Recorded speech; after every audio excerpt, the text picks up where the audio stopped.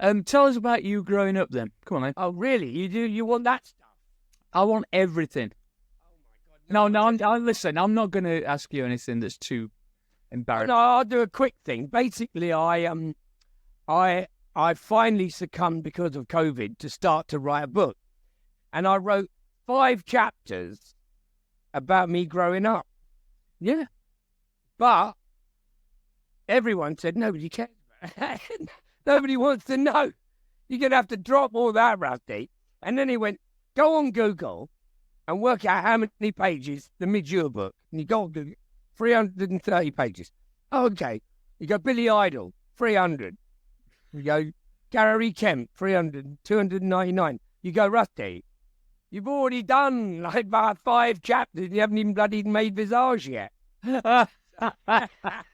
You can do that all in one breath. I could do it all in one breath. So the point was, I'm on a radio show now with someone who made records that I admired, that I couldn't believe how great your records were. No, well, thanks. Especially Penthouse and Pavement. And Let Me Go and Circus of Death and Rock and Roll, the EP into Nightclubbing, a double one I had on Virgin, and so on and so forth. So we are both at the same time. I knew about Vice Versa. I knew all this stuff. Cabaret Voltaire, Sheffield, the Lead Mill, the whole thing. And of course I toured and played with Skids and Bill Nelson. And so by the time I got to Blitz, Club, Billy's, I knew exactly what I wanted to play, what I wanted to do. And then Flash's Groove thing was just amazing. Yeah, that's 40 years old on Saturday. This is the thing. All this stuff is 40 years old. Oh, my God. But literally 40 years ago, who'd have thought it'd be more relevant now than when we released it? So we're talking 50-odd years ago, my childhood, right? Yeah, that's it. So you're a bit younger than me. I had a book. 62, right? 63, yeah. Yeah. So I had a book, and they didn't cut it all out. I would be saying Heaven 17, In the Charts, Clock Orange. Yeah. And I'd be a mod. And I'd be I had a book called Suede Head. I remember that. Yeah, remember that book? Suede Head, my God. Suede Head. And they were all like Ben Sherman, Crombie overcoat, button-down collars, Slade press. Yeah, all the same. Yeah, we all the same thing. Grew up with that. Slade with the Slade written on his knuckles, came from Wolverhampton. And obviously the boys from Hull joining Davy Jones. So, yeah, I was a 70s Bolan, Bowie music, and Soul Boy, Barabbas. Exactly. Went to Soul Weekenders. Wasn't a northern Soul Boy, but got in a lot of trouble. Did you? Got in a lot of trouble. And what did you do? What kind of trouble did you get into? The Alan Parker movie Scum became a period of my life. Yeah, it wasn't meant to be an instruction manual. It's a film, you know. Yeah, that film with the billiard balls in the sock. Shit, no. Yeah, you do. You know the film Scum. I know the film. Yeah. You didn't get to it. Well, it had Park Life. Phil Daniels, he was in it, and Sexy Beast, he was in it. Right? Yeah. And they were youths. So basically, I thought I was tough. Oh, really? Yeah, and if you saw it's on the BBC, Steve McQueen's 70s reggae program with Silly Games. It's on the BBC. I forgot what it's called, but anyway, it's about reggae sound systems in Harlesden and Willesden around 73, 74. And house parties, and they play Silly Games, you know, the track, Silly Games. Yeah. Well, I was one of those yobs outside. Oh, shit. Trying to get into the party. So where did you live in London? Arrow. Bro. Oh, so you came. So you were a bridge and. Well, so did Marco Peroni. He lived in Arrow. I know Marco. Yeah, he Good lived man. in Arrow. Yeah. And then there was a bloke called let's get quick. There was a bloke who lived down my road, and he had a job in a recording studio. His name was Mark Wallace, and Mark dated my sister, who was a bit of a singer, and he come round the house, and I was banging on the drums. And he goes, "Oh, I can play Status Quo." Do do do do do do do do do do. I said, "So can I, mate? Anyone can play Status Quo." Anyway, so he said, "Well, can we have a jam?" And then he said, "Why don't you come to the studio and I'll get you a job as a T-boy?" Okay. So basically, after Borstal, 16. Hold on, whoa, rewind. Why were you in Borstal? Well, that was the bit we were just talking about. I know, but what did he do? I tried to skip it. I was a bit of a nasty bastard. Were you? Well, yeah, I went. Did you hit someone? GBH was it or something? What? Yeah, I did that. I did a bit of robbery, probably a robbery. Shit. No, like the local golf club. He broke in, done the phone box, done the one-old bandit. went out, and bought a load of clothes with it. Went into like shops with an overcoat on, and then wrapped 2 or 3 pairs of Levi's round your chest. Yeah. Bought 1 pair and put your coat back on. Bought a pair of Levi's and then left, and then sold the other Levi's. And it's another view of the economy, really. It's like a different kind of model, isn't it? Well, yeah, but like in Fast Show, I'm a little bit woo, a little bit woo. Yeah. It's a little bit woo. You're the Cockneys that everybody wonders about in Sheffield. Yeah, but it was all a show, wasn't it? It was all a show because really, as soon as the music got me, I was a hippie. It was John Lennon. I was like, Mother, you had me. I found John Lennon. I found music, Right. And so how old were you when you were in Borstal then? Well, I first went away when I was 11. First? What? How many times did you go away? They let me out. It only lasted 6 months. So you were at Her Majesty's pleasure a few times then? I was no. The first one was a kind of cushy number, and it was a posh school. And they found some places for a few disadvantaged kids. So I got in there in a posh school. So it was a bit Harry Potter, but I was a naughty lad, pushed in with all the posh kids. What did your mum and dad think about all this then? My mum and dad were musicians, and they were Irish, and all my uncles were Irish, and all my family were Irish. Right, this explains quite a lot. Do you know I've got an Irish passport now? I have one as well. Yeah, it's good, isn't it? I only ever had an Irish passport. Right, so I found out thanks to the Ancestry.com thing that I'm actually 38% Irish. I'm more Irish than English. 38%? Yeah, it's not bad. So both my grandmothers were Irish. Born in Ireland. Hopefully my daughter and my son will get an Irish passport because I am 100% a supporter of your politics as well. Yeah, good lad. And go on, man. I have told let's it should be like V for we should form the V for Vendetta party. Well, the problem is with politics, it's a bit like, again, let's go back to the Fast Show. I'll get my coat. There's always somebody who's a little bit cleverer and always pulls out Section 23 of certain things. And he said, and you're standing there going, okay, so we have got no money, we're all poor, we're all paying the tax, but offshore banking business is okay. Yeah. And Richard Branson doesn't have to use his own 4.5 billion amassed fortune in his Virgin Islands tax haven. Bail out his company that he doesn't really own. He only licensed the brand. Yeah. Public risk, private profit. Yeah, it's just one big, listen, you're too stupid to understand it. Yeah, right. I don't get into that. I just say, here's the fact. The facts are, and that's what I see. Yeah. Have you seen the Adam Curtis series? Can't Get You Out of My Head. No. You've got to watch that because all about that shit. Can I tell you another thing? Yeah. I don't have a BBC license because I don't believe in it. Right. Good. A bit weird, right?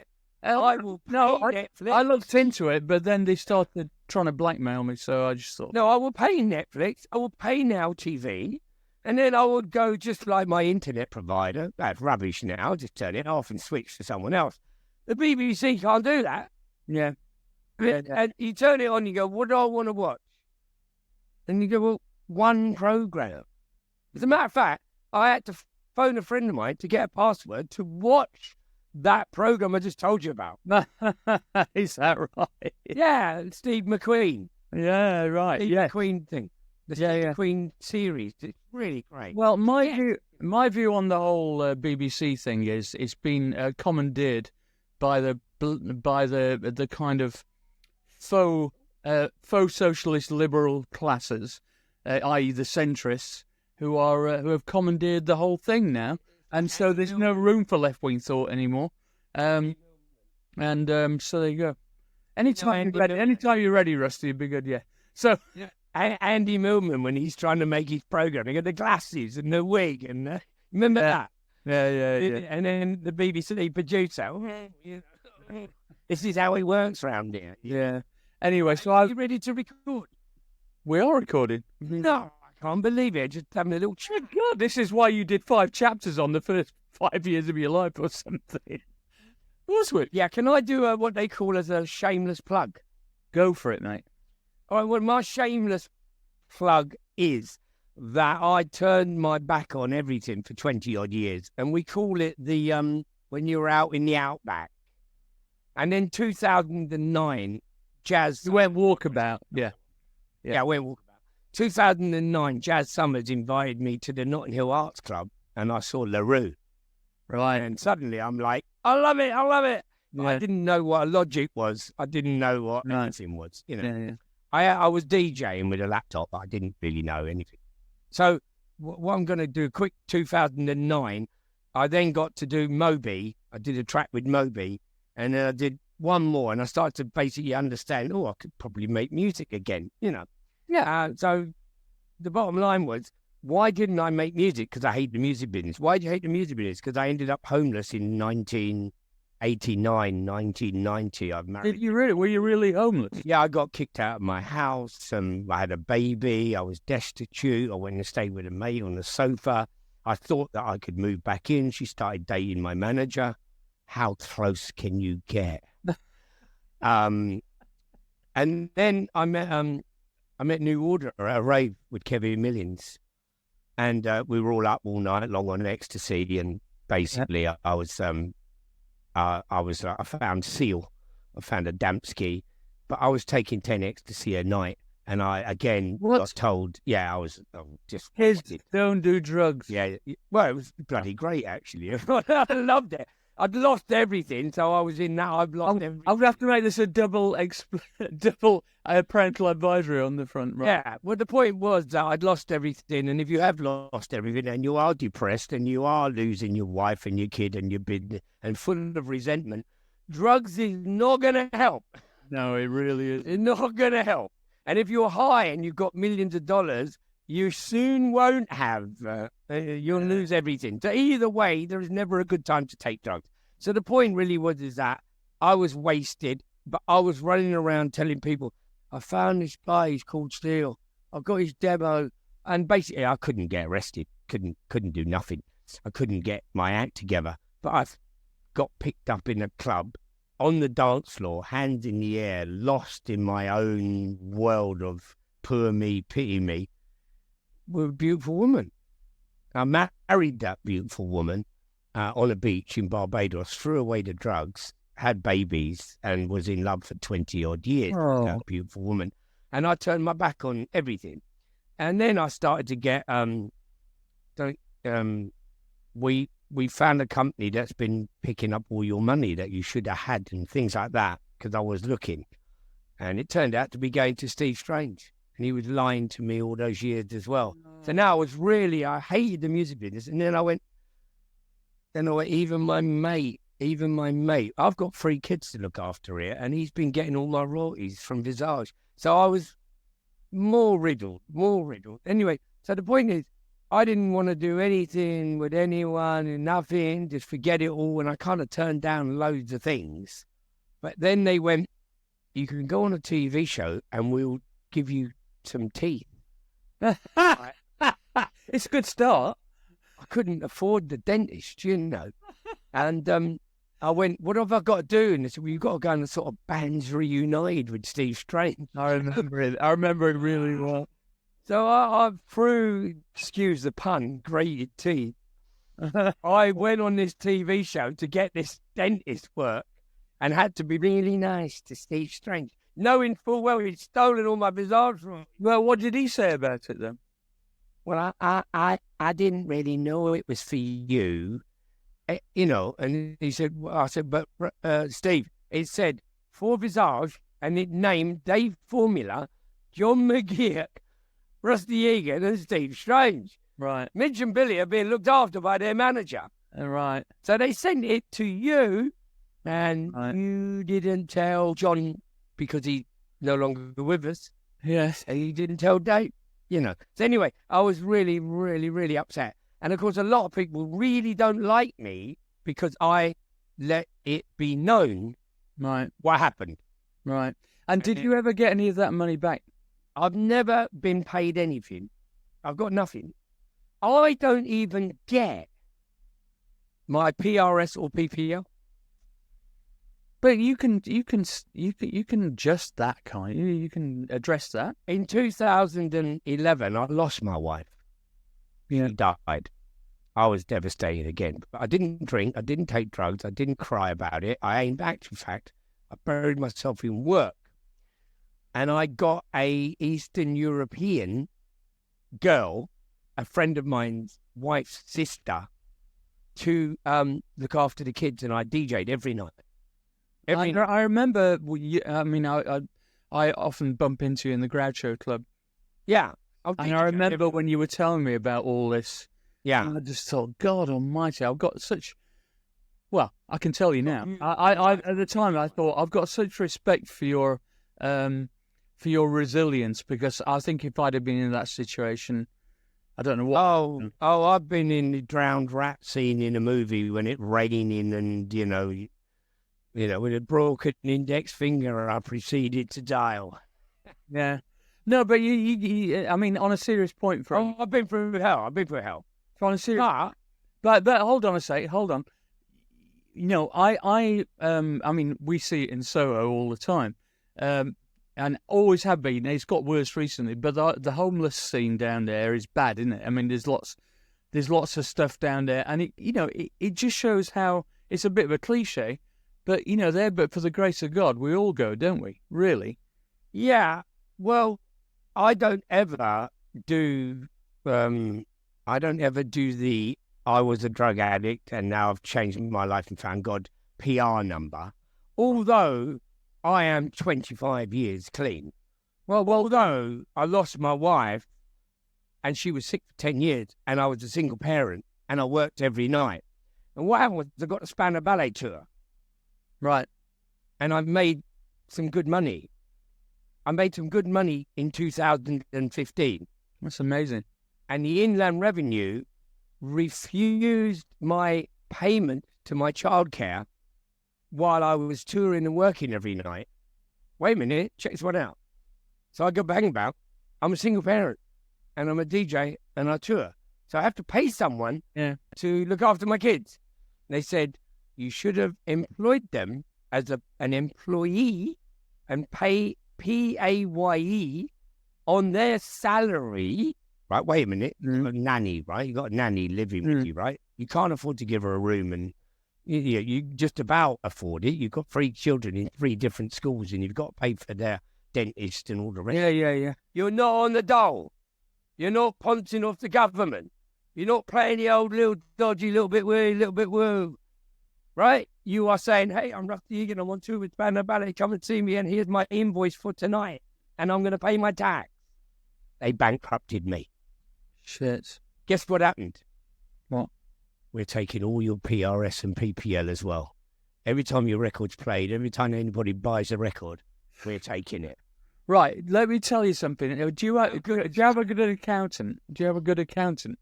Have you ever had a good accountant? No. That's why you're fucked up, man. Honestly, so I do know that. you should have talked to me, because the best money you're ever going to spend is on a straight accountant. No, I got a straight accountant. This accountant was recommended to me through Sting. You know that? Oh, fucking hell. Oh, Steve, by the accountant. the man who got ripped off non-stop for about 15 years. No, yeah, by one accountant. Anyway, without boring your members, here's the point. Like, I'm a champagne socialist, right? I actually believe if you work really hard, you can have. But I don't believe Philip Green should have a bloody £100 million yacht. Exactly. I don't. Yeah, great, work really hard. I work really hard, but I don't believe you should ponce off the government, get free school meals, and do a little bit dodgy on the side. Yeah. And I don't believe you should have a really smart accountant that says to you, I'm going to show you how you're never going to pay a penny in tax. Yeah, but you didn't. Rusty, though, I mean, you make a good point, but I do think you fucked up. I mean, that's the truth. But no, the accountant should have registered a PA1. And all that stuff. But they are being... The Inland Revenue would be in arseholes, obviously. Yeah, but the Inland Revenue would be in arseholes. They could have said, look, mate, you lost your wife, you're a single parent, you're not on the scam, you're not trying to lie, you put everything above board, every invoice, every expense, you've done it well, but you made a mistake. Yeah, well, shit happens, doesn't it? Anyway, here we go. Right, let's get back on track here. Well, I tell you what, while we're back on track, Spotify, if any musicians are listening to this, there's a thing now called Beatify. And Beatify is finally what I've been shouting about for 5 years. A blockchain, smart contract, streaming platform for music with 100% of the streaming revenue going to the creators, divided by each person in the band, producer. You can do it all on that site. Right. You have to own the copyright. You have to own the recording. So basically, what we're not getting from our music. So what's the catch on that front then? There is no catch. Beatify is a blockchain, and you divide. I really like that. I shall look into it, and I shall report back to the Ivers Academy, which I'm on the board of, because we lay for artists' rights all the time. So I shall look into that. Right, tell me about. Well, first of all, let's start with why electronic music. No, but I'm just serious, because people ask me this fucking question all the time. You can swear all you want, by the way. They ask me this question all the time.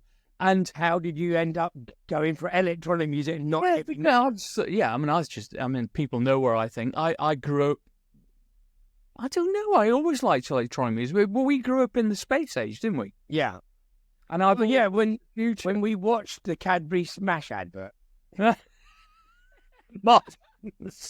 Martians, and we watched that one, I don't know, Lost in Space. Oh, I love watching Land of the Giants. And Land of the Giants and Time Tunnel. Yeah. Oh, I love all that shit. Lost in Space. Kids weren't allowed to watch ITV. Yeah. You come to school the next day and say they saw it because they go, we're not allowed to watch. That's funny. I mean, I liked Doctor Who, for instance, but it kind of went. No, I never did. It went off the boil after William Hartnell, I thought, to be honest. It all went downhill after that. Trekkies, I never liked Trekkies. No. But look, I tell you what, let me tell you something, right? When I was a drummer, and I really got into drumming, I mean, I'm talking jazz drumming. Yeah. I went to the National Youth Jazz Orchestra where I heard Carol Kenyon singing. Yeah, and that's why you recommend it. Oh, tell them that story then. Okay, well, I went to the National Youth Jazz Orchestra where you had to learn to do take 5. 1, 2, 3, 4, 5. Yeah. Golden brown. 1, 2, 3, 4, 5. Yeah. Not just 1, 2, 3, 4. So I learned about time signatures. I got into Jack DeJohnette. I got into Billy Cobham. I got right into Stanley Clarke and, Peter Pino Palladino came later, but forgotten his name. He got murdered in Florida. A bass player. Anyway, so I got into fretless bass players. I got into real musicianship. And why electronic music? You're like into jazzy music here. And I'm listening to rock music, as in the Stones and all that stuff was around. and I'd heard, Autobahn, but it was following Brian Eno, I would think. Yeah, reading about Brian Eno. Yeah. And thinking, what the hell? Well, when I saw him on the old grey whistle test, what the hell is he doing? Is he on the telephone exchange? And there were all the lyrics gloves and moving the joystick. Yeah, all that stuff. But I found him to be like the professor from what's it called? If you move to the left, if you move to the right, that horror play. You mean Rocky Horror Picture Show? Rocky Horror Show. I thought he was like the Mr. Weird guy down in the lab, Yeah. Coming up with noises and things. Yeah. And I heard about discrete music and ambient music, and I kind of liked what I was hearing, but I found motoric drumming. And for anyone who doesn't know, if you listen to Ultravox, Connie Plank produced, I think it was the second album, the third album, Brian Eno did the first album. Anyway, it had a drum machine, and it was Hiroshima Mon Amour. And before that, there was Hallo Gallo, which was Noi. And the music. And I just heard this boom, boom, bap, boom, boom, boom, bap. And I've been told by Peter Hook that's what they were listening to. Joy Division. So as a drummer, I sort of got rid of the jazzy paradiddle, triple parad, go around the drum kit, because Billy Cobham played on Hawaii 5-0. He also played on Sugar. Honey. So he was a session drummer. Jazz class. Yeah, and I thought, Steve Gadd, session drummer. I thought there's no way that I'm gonna be anything. These guys are just phenomenal, and they play on everyone's albums. So I followed this motoric. Yeah, and it kind of the Kraftwerk thing led me back. It led me back to. Did you ever see Magma? Well, I played with Magma, believe it. No, shut up. Yannick Top, the bass player in Magma, and Roland Romanelli and I made an album in 1980, I think. Yeah, we made an album called Connected Flight by Roland Romanelli. And there was a track on it called Chain Reaction, which became a sort of pioneering electro record, a bit like you. Right. And it was on 21 Records that released Africa Bambaataa. I worked with him as well. So let's go back to the 70s. Basically, Can, Noi, Magma, German, French, oddities. So, I sort of was interested in space, these crash helmets.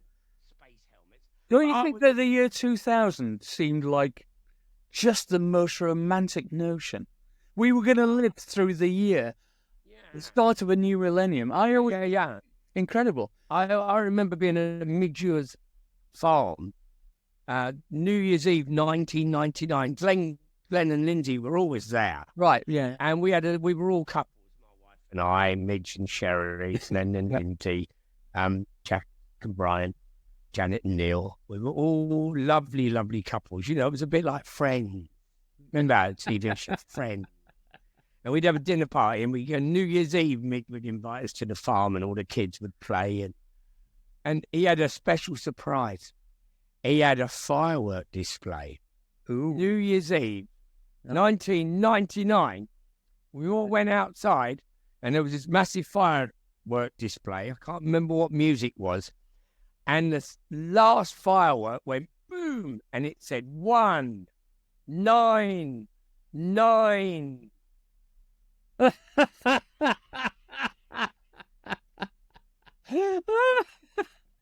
And everyone was like looking at Midge, and he was like, "It was the Y2K virus, mate. That's what it was." Y2K virus. Yeah. So So basically, that was my welcome to New Year's, January the 1st, 2000.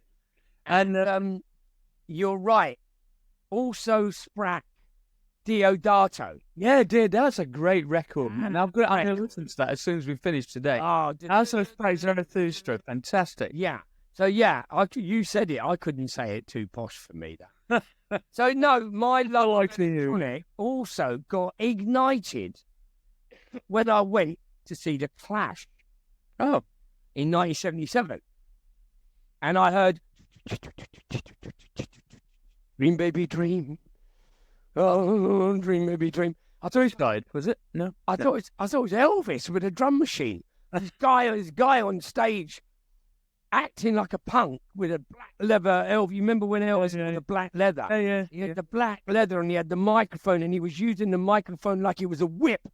Like a cowboy with a whip, Yeah. Whipping his dream baby dream. Oh, my cherie. Love that. Oh, and I went, wow, this is, but why haven't they got a drummer? Yeah. I.e., I hadn't seen the two-piece. This is before Soft Cell, who I'm sure were totally inspired by his two-piece. I mean, you never seen Spiz Oil? Yeah, Spiz. Yeah, Spiz. I saw Spiz. Yeah. He was on the tour with Susan the Banshees when we were supporting them. All right. We're still mates now. Anyway. I called the other day from Kenny Morris, actually. Did you? The original drummer. I know Kenny. Yeah. He lives in Ireland now, living in Ireland. Right, okay. He always was Irish, got Irish passport. Yeah, thank God. Yeah. Yeah, so where were we? We were on about the fact that this was my real introduction to sort of electronic music that now Clash, 77 White Right Tour, I think it was, with Suicide, and my love for sort of motoric drumming, boom, ba, ba, ba, boom, ba, ba, and then Ultravox with, the Ha Ha Ha album, Clockwork, and I started to get into Warren Cann, he had drum machines.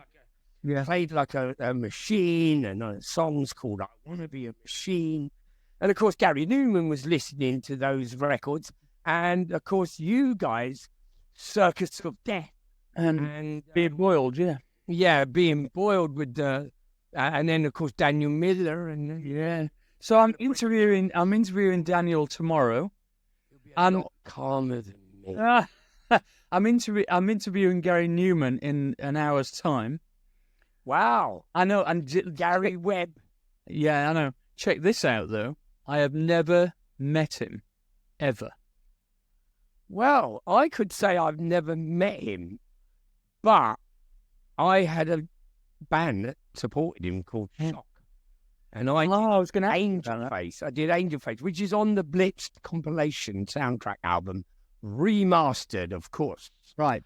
And I did it all on a micro composer with Burgess. And we triggered the Roland SES3 drums. So the two of us never picked up a drumstick. And we did the B-side called RERB same day. Right. And Gary had met the girls, because the girls were phenomenal in Shock. And there were three guys, two robots, one lead singer. Tick and Tock, right, yeah. Yeah. So they all hung out with Gary Newman all the time. So I used to get a call, we're going here and Gary's coming. And I'd be like, where are you going? Oh, we're going to some club somewhere and meeting Gary. But Gary always went home early or whatever. Obviously he was really busy. He was the guy just said, I'll come out and meet you for an hour or two. And every time I got anywhere, he's already gone. Right. And then, of course, I was really busy too, so it wasn't meant to be. Oh, well. But, obviously, Chris Payne and Billy Curry met in 1979 on the Gary Newman tour. Is that right? Oh. Yeah. And that's when they came up with the Fade to Grey bit and brought that into the studio to Midge and me as another track, because we were recording at Genetic then. Where's Genetic? Martin Rushing. Somewhere on Thames that we couldn't afford to pay the fare, so we took on the train. One of those sleepy towns where there's nobody at the station. You go, I'm not going to buy a ticket. no one there anyway. Right. We used to go there and hang out at Mike Rushing's place, and I would be talking as fast as I'm talking now, and we'd do Blocks on Blocks or Mind of a Toy and The Dancer, and we got all near the album. And then Billy showed up and said, I've got this riff, and the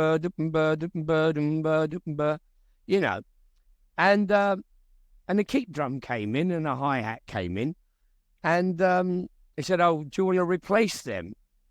I said, what with? A kick drum and a hi-hat? So there's always been this thing, Rusty Egan never played on the Fade to Grey. And I'm like, I've just remade Right. I've just remade it with no one except Chris Payne and me. Right. And I was like, well, who's the drummer on Don't You Want Me? Yeah, exactly. Who fucking cares? Nobody cares. Nobody cares. If you want to have a go at me, go, yeah, you didn't play tick, tock, tick, top, got, tick. I said, no, but I did do that lovely SDS3 thing. And I did do We Fade to Grey. And I did do Fade to Grey. And I did say, oh, just like I said, get Karen Kenyon on Higher and Higher. Hey, I must say, just to interrupt you for one second, take a breath. That Rusty did, in fact, introduce us to Carol Kenyon after we had auditioned quite a few other girls, and they weren't quite cutting what we wanted, and then Rusty nailed that, so I owe him. We owe him.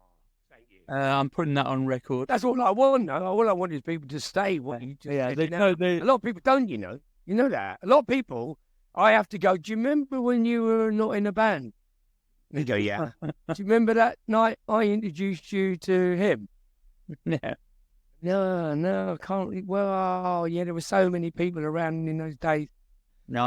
Oh, right. People have a selective memory, don't they? But anyway, no, you get credit for that, definitely. Yeah, so and that changed the course of our lives. So yes, that tune. And I introduced Flood to you too, and loads of people. I found Flood, the producer. I used to work with Flood when he was a T-boy at the Townhouse. Yeah. He worked on Penthouse and Pavement, actually. There you go. Yeah. There you go. He worked with me too on a lot of stuff. Nice guy. Nicked him for Trident. I had Trident. Anyway, I had loads of detail, which I will put into my book. Yeah. So when I got Brigitte on it and the lovely big syndrome, and then kept looped up the beat and kept it going at the end, and then said Billy put the violin on it. Fade to Grey was Midge's verse. Fade to Grey. And it was done, and it was done the same way that every other song on the Visage album was done, with me and Midge and the most amazing musicians. Yeah, try and keep on the mic, Rusty, sorry. Yeah. It was done. Not really close, but just on axis, right? Yeah. Yeah. So, yeah, it was really... I believed everybody should be equal in the band, and we all were. We were all right. So I need some funny stories from you about the Blitz Club. Tell us all about it. Well, we got funny stories about the Blitz Club. Well, or juicy. I'll settle for juicy. Well, what would you call juicy? How about Spandau Ballet trying to talk to the DJ? We're a band. And the DJ, me, saying, have you got a simp? Yes. They didn't have a simp. They didn't have a simp. And then questioning them on their knowledge of electronic music type thing. And Gary Kemp, of course, he always loved Marvin Gaye and soul music. Of course, I've loved Kraftwerk all my life, whatever. And, God bless him. Of course, you wanted to be on that stage. There was a stage at the Blitz, and the Visage album cover is the actual Blitz. Right. Except we just had some tables and chairs on the stage. And every now and again, we had an act like Shock, or we had a girl who did Diamond Dogs, covered her body in blood and loads of smoke and dry ice, and nice. And we played the whole Diamond Dogs, and she did the whole mime, Yeah. Lindsay Kemp mime. And every now and again, we had a fashion thing from people at Fashion College. So, it was. I was really serious about the music, though. Nothing was going to get played unless, So, there were these debates with Spandau Ballet, who looked good, and every week looked even better. Yeah. And got more clothes, and basically I said, well, you need a producer. You need Richard James Burgess. So I introduced them to the producer and made story short. You are an amateur, aren't you? Well, I did a lot more than that. I could probably give you 25 great ones. You know what I mean? Goes on. Well, you're a good lad. And you are the sort of person who, on a creative level, who makes the music business work. Yeah, but we're the ones like The Man Who Gave the Beatles Away. You know, you read that book. Yeah. And who gave the Beatles away. There are people who went to college and university that come along and sweep up after you've done all the hard work with your sweating mate from college. Bit like Bez being in. Yeah. What does he do? Yeah, we don't need him. He's an expense. And you go, you can't explain what he does. You can't explain what he does, but the accountants take over and they go, well, you don't need him. So were you surprised when Visage was so successful? Surprised? No, I was more surprised that Boy George was more successful. Really? Why's that? Well, because reggae music from a not trans, is he a boy, is he a girl, whatever, and going on Terry Wogan and having a cup of tea and all that stuff used to surprise me. Good music didn't surprise me, like your music. I was surprised you had a hit record. I mean, you were an underground Sheffield industrial art school band. Yeah, we had to turn our back on that and get serious, or else we were going to get dropped by the record company. So, well, actually, Adrian lives in London. I know. Yeah, do you know what? I asked him, yeah, whether he'd be interested, because we're going to restage Reproduction and Travelogue, the albums, at the Roundhouse and in Sheffield City Hall, with some new visuals. It's fucking awesome. It was due to happen just when the lockdown came in, the first one. Anyway, it's going to be in the autumn, hopefully, and we're doing all that. And I asked Adrian if he'd be interested in getting involved, and he agreed to meet me. I met him down at the Groucho Club, and he said, "Oh, I've got a different life now. I don't want. I don't want anything to do with the Human League." Yeah, it was. I don't think he's got very happy memories. No. Well, I posted a picture of a reel to reel, and I said the drummer in Depeche Mode, and got kicked out of the band. I said, but at least he didn't try to steal your girlfriend. I remember seeing him at the Nashville. Who's that? Human League at the Nashville. And he was in and obviously Soft Cell and Depeche Mode when they all had the reel to reel. They all named it off us, mate. And do you know what the great story is? And oh my God, I should be careful what I say here. All right. There's some dispute as to who came up with the original idea, and we played Eric's in Liverpool in 1978 with the Human League, and I know because they told me that OMD were, Andy and Paul were at that gig, and lo and behold, they had a reel to reel on stage. Wow! So, but they now have kind of a little bit of revised history saying that they came up with the idea. And at the Palladium with Midge, I would walk out on the whole tour and talk. And I played Circus of Death and I talked. And I said, do you want me to DJ or do you want me to talk? I never thought you'd have talked at all. Yeah. Believe it or not, some people did actually really want me to tell stories, because the stories sometimes we've heard the record 100 times. So it is nice to hear the record. So what I also did was I did my little DJ thing. Yeah. And I played this little beat that goes... little TR-78 drum machine. Yeah. With a little... And I played it, and then I looped it with another one, like a DJ. Yeah. Oh, okay. Now that's deep, then you can have loop pedals and all that. I got the microphone, and I said, no, I got my controller. And then I said, what is this record to the audience? Right? And most of them kind of like, not sure. So I let it play. And Nola Gay, right? And it started. And then I pulled it back in the level. And I had the other. I had that playing. And I pulled it back and I said, what is this record? And as I pulled back Enola Gay, I dropped the bass drum, doosh, doosh, doosh, doosh, and then the guitar comes in.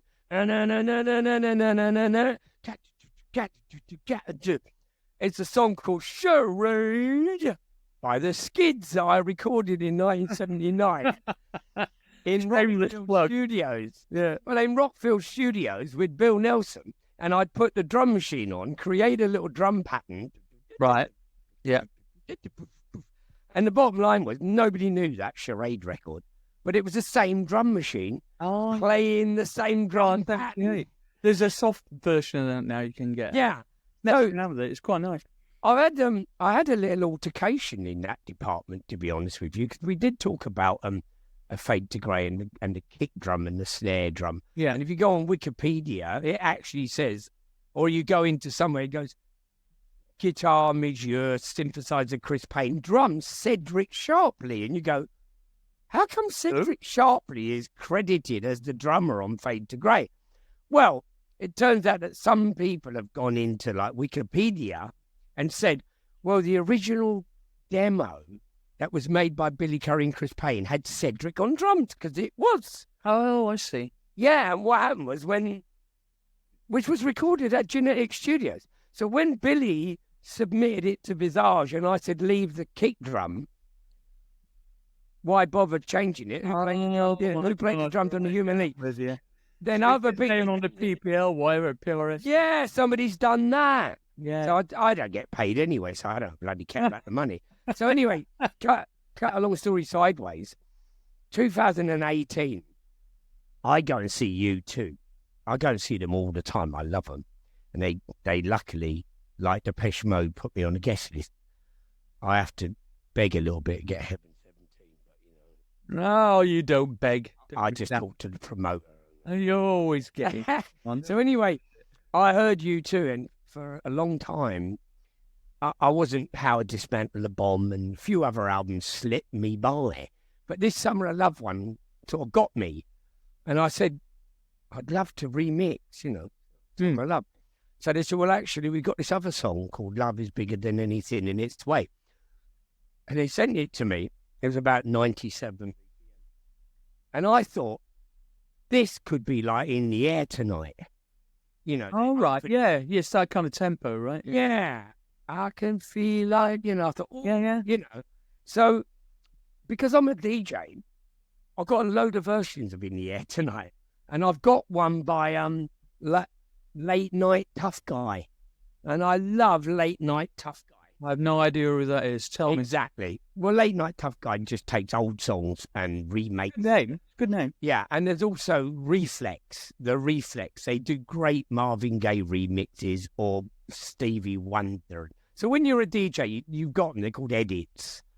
So basically, I make people dance all night long. So anyway, I listen to Late Night Tough Guy, and I go, you know what? I'll try and get the Phil Collins. But because of With or Without You, I'll try and get that little, and I basically put a kind of With or Without You thing together. Then I got a drum machine and I programmed guts. You know what I mean? Yeah. Put that on it. Then I thought, well, I'll do a version, cut long story short, did 3 versions of it. U2 loved them. All right. Paid me. Paid you? Yeah, they're available. Called a buyout. You never get another penny. That's it. I said, I'll have that. Pay for my new laptop. Thank you very much. And released them. And you're Martin Ware, and you've got respect from me, but do you have people on YouTube that will say something that's really derogative and really ill-informed, and you go, I want to correct them, and then you go, oh, forget it. Oh, yeah, I don't know. So, Evan Right to the bank. only copied draft work. No, I don't care. I don't care about that. You know that, right? I don't care. I got another DJ called Benley Brand, who I respect, who has done In Excess, a Benley Brand mix. Yeah. Rusty Egan has copied my mix. Ah. And I'm like, I've copied what? He's used my drum machine. What? And I wanted to say, who's the drummer on Sexual Healing by Marvin Gaye? How can it be your drum machine? I mean, it's like somebody putting on a Prophet 5 and saying, Japan have stolen my... Brilliant. All right, moving on to, we're nearing the end. Camden Palace, right? I loved Camden Palace. And We will hear your record there. yeah. Were you responsible in making that happen then? Yes. It's very hard to answer that question because when you're talking to a northern nightclub company that's been running successfully for 20 years, discotheques in the north, and we're going to come down and show Peter Stringfellow what it's really about. And I said, okay, so what do you want me for? Well, you've got this club full of all the right people, and we've got £1 million. So I said, okay, have you ever been to the Metropole in Berlin? No. Have you ever been to New York? Have you ever been, do you know who Richard Long is? Have you ever been to the Paradise Garage? Have you ever been to the Palace in Paris? Yeah, Le Palace. That's what is closest. Yeah. Yeah, that's Take some of your £1 million and go and have a little holiday. And if you come back and you let me give you a shopping list, yeah. I'll be very happy to work with you. Well, it worked spectacularly. It was fucking... Yeah, because I saw New Order at Paradise Garage. I mean, all these people talk about legendary things. I saw Nina Hagen at the Mud Club in New York, you know. Yeah. I went to Studio 54 in 1979. I performed in Studio 54. Wow. Yeah, I mean, we did a PA just before it closed. Dirt Diggler served you a drink, right? No. We were the only straight people in the entire fucking club. Just say. Saint on 3rd Avenue. The gay clubs was what inspired Heaven in London. Yeah. New York gay clubs inspired. So, yeah, you get inspired. So if you tell a geezer from up north who only knows Tivoli lighting and plastic palm trees, if you go, mate, you need to go and see some clubs. Yeah. You know. So, you know. But it was our world at that time, wasn't it? You were doing DJing them. Well, even before the Hacienda, I knew Ben, the designer. Yeah. Hacienda. We all had aspirations. Yeah. We all had aspirations of what we would want to design, to build, to own. Same with album covers and art. Yeah, exactly. So you know, the same thing. You know, fanzines, albums. Everybody told you of everything. They had their way of doing it. Yeah. You know. Yeah. Did you know this? Ralph Hutter called me and came to the Camden Palace in the afternoon with Tour de France that he mixed at Britannia Row because New Order had done their record there. Wow. And he came to play it on my sound system. Oh, that's great. And we stood there on the dance floor. Is it too bright? Is it too sharp? You know. I mean, you've got to be careful with that stuff in nightclubs. It's true.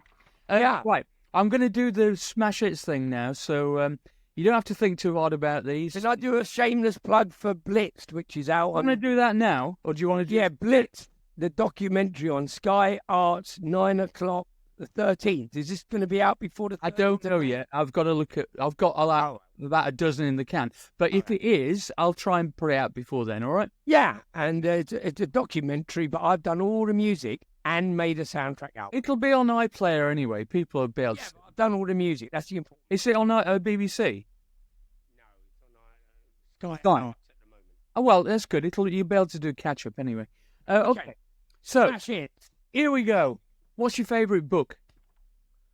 I could say Down and Out in London and Paris. And, a lot of people say that one. Really? Yeah. But I really got struck by... I got a book period at a time, A Postilion Struck by Lightning, Dirk Bogart. Oh, no. About I read that. How two men go to Aix-en-Provence and start a life together. Right. And it does talk about Death in Venice, the Thomas Mann book. Yeah. So I'm not a big reader, But I did read Luke Reinecker, The Dice Man. I like Great book. books that inspire you and sort of make you believe. Yeah, of course. You know, I don't just read a novel. You watch a film for that. I've got a story about the Dice Man. I went to a friend of mine who was friends with Endemol in Endemol TV. Yeah, and I said to them, "I've got an idea for a quiz show or a light entertainment show. I'm going to base it on the Dice Man." Right. So Good idea. Yes, a great idea. Do you know what they said? The regulations for TV at that time wouldn't allow you to have, wouldn't allow anyone to control. This is before Big Brother or anything like that. Wouldn't allow, by the charter of the station. This was Channel 4, I think it was, to control people's actions from above. Can you imagine that now? I should go back to him with the same idea. Wow. It's a good idea for a TV show, The Dice Man. I think it is, yeah. But do you know what? I've got Now TV. Yeah. And I've got Netflix. Yeah. And I'm like, I can't. There's nothing to watch. I'm like that. I mean, I only got them. Amazon, everything. I've got the lot. Well, no, I love Babylon Berlin. Babylon Berlin, Brian Ferry's in it. I love that one about the Czech, playing chess. Oh yeah, that one. Yeah. That one. What's your favourite film? Oh my God, my favourite film. One of them could be Orson Welles. I'm a complete movie fan. Yeah, me too. I don't think there is a favourite film, but I did love Cinema Paradiso. Oh, what a film! What a beautiful And I love music. Jean de Florette and Manon Dessous. Yes, So I think French and European and Italian and European art house films. Yeah, I hate American blockbuster Marvel comic crap. Whatever. Okay. What other musical artist or composer or whatever favorite? Loving a bloke called David August from Berlin. Ambient sort of music guy, but I'm sure he's going to deliver something wonderful. I like obviously discovering new people all the time, so I love Finn and Basson. I love James Blake, and believe it or not, I love James Blunt. I think he's a really, really talented guy and a lovely guy too. I've met him as well in Verbier, posh army bloke. But I love the sentiment in his song "You're Beautiful," and I love beautiful songs. I write beautiful songs myself, and I really do want to make, like Bowie said, one damn song that can make you break down and cry. Yeah. And I have had people write to me and say, that song just made me cry. Oh. Part of my intention. I've just written a new song, and it is so beautiful. And the chorus is, do you know how it feels to love someone who's in love with someone else? Oh, that's heartbreaking. Yeah. That's like a classic soul song theme. Yeah, but it's based on Manon Dessous. Yeah. Well, like Manon Dessous, they killed her father. Yeah. Then he falls in love with her. Yeah. And it's really painful. It's really painful. So there's another song called Starfish by Anthony and the Johnsons. Yes. And that song will make me cry. And, that I think music will make you happy. Leonard Cohen will make you want to kill yourself. Music is that emotional roller coaster. You get the hairs on the back of your neck. When Roxy Music sing, if there was something, when I heard her sing that on the live Viva album. Yeah. And the music to me, and I hope my music is as powerful. Well, we're going to make it as popular as we can, aren't we? Between us. So, favorite visual or conceptual artist? Like art artists. You mean like Picasso? Or a painter, or a sculptor, or a conceptualist? Andy Warhol. He could be anything. Well, obviously, visually in the 80s, I was also into all that Keith Haring and and the club art. We've got one in London, haven't we? Got one that painted all the walls of all the clubs. The club. He's online. No, I love culturally things like Andy Warhol, meaning real things that you stand in front of them. But you can stand in front of Guernica and you can just stay there forever, Yeah, I you know. know. So I can't really favourite anything. I just say that I can be moved by Follon. You go, who the hell's Follon? You know, well, he was Jean-Michel Jarre album cover bloke. You know, I don't, you know, I've been to see Installation. Yeah. Oh, Look at it all moves. Yeah. Ryan Eno did the same thing. He did an ambient painting series. yeah, I saw that. I love people that make you think. I like those that make you think. Art that makes you think. Okay. And just two more questions left. So, an event that changed your life, I suppose you'd probably say your wife passing away, maybe. Or something, maybe, let's look positively. Let's look at something creatively that you went, bing, light bulb moment. Well, you know, I did Afrika Bambaataa Time Zone Wild Style record. Yeah. What happened was I heard Yellow. Right. And I got hold of Ian Dragonian from Do It Records. Right. And I agreed to pay for him and me if he would go via a place called Vashtersbach. You go, why? I said, well, there's this group there that sound like a pair of nutters, Franz and Dieter, and they've made this record called Roboterwerker, and I want to check it out. And I was playing I See Stars by them in the Blitz Club. It's a place called Washtersbach. So anyway, we go to Washtersbach, and I tell the story how the whole town was deserted, no one there. And I thought, this is really weird. And he said, because it's Dallerstag. So what's Dallerstag? He took me into the back of the studio, and there was his wife watching Dallas. Oh, Alice Day. Dallas Day. So I said, let's go in the studio. We go in the studio, and the studio, you know what you and me are like, if there's equipment. What's that? What's that? What does that do? What's that? And they were a couple of nutty scientists. And they went, well, we've made our own drum machine. Oh, can I hear it? Yeah. And they played this thing. And I said, but that sounds like a real drum. And he said, well, it is. I said, what? How can you have a real drum sound made by a machine? And he said, it's not made by a machine. It's from a Grace Jones record. So I said, whoa, what? He goes, yeah, I took it off a Grace Jones record. I said, well, how'd you do that? He said, oh, I did it with this. And he pointed to something else, right? Yeah. With an ARP Odyssey and a sort of and there's a little thing, bing, bing. And I, well, what else can it do?